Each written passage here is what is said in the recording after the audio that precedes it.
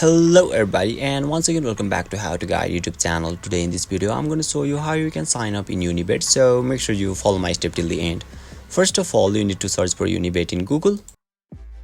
Now right after that you'll be able to see a link at top on in the screen where you just need to click on it and you will be redirected to the official page of Unibet where you can see register option at top right corner. Simply click on it and you will be redirected to the official registration page where you need to click on continue and skip this for now.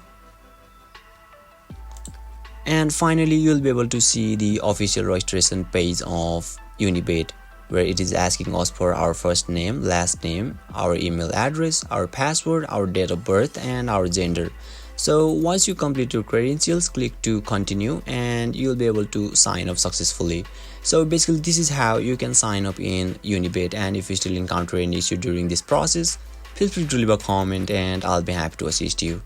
If you found this video helpful, please give it a thumbs up, and if you are new to this channel, make sure to hit the subscribe button and set the bell icon to on so that you can stay updated with our latest content.